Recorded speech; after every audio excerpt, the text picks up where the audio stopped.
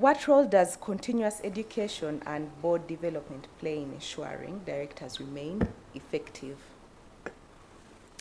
Thank you, Annabelle.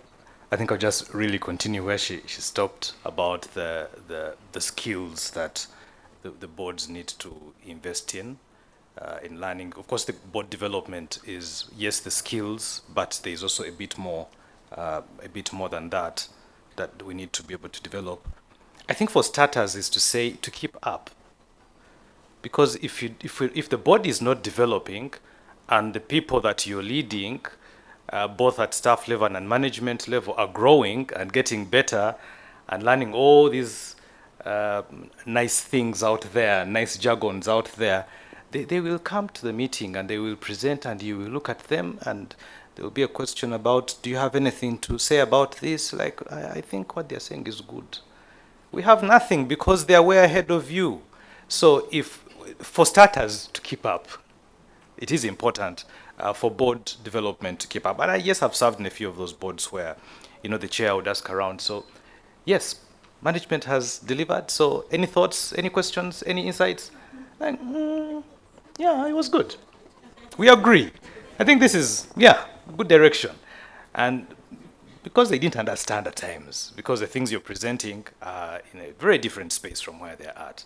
So as a bare minimum, at least developing skills around the business that you are providing oversight to and insights to, because they keep changing in that area. Of course, there's board development around emerging risks and emerging opportunities that are out there, being aware of what is. There's also development of the board to be in the space where you're growing your understanding in that particular space. Laws are changing, regulations are changing in the spaces that we are in, and you need to have your people. I have some of my people that I know, if tax laws change, I'm not going to open the tax laws and look at them.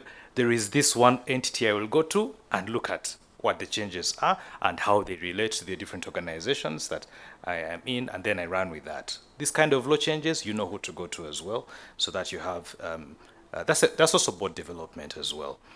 And also maybe the methods of development evolve over time. Sometimes we think when we're going to do board development, it's going to be the usual, we have no budget, for board training, we can't bring people, we have no time to participate in board development. At times people will say that.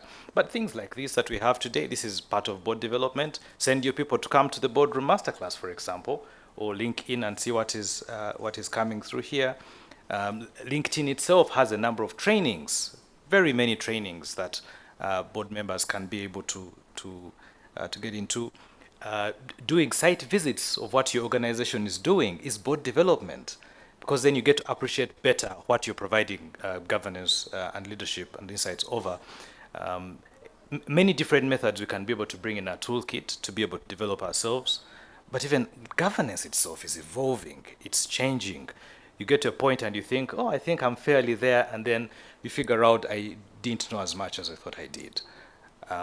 The new methods of doing the same thing over and over again. So it is very important for boards to continually invest in their development.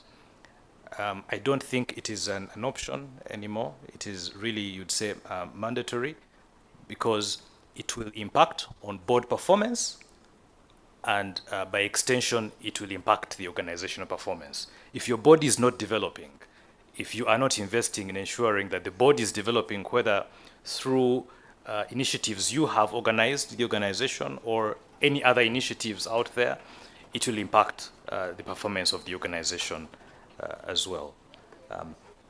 Thank you.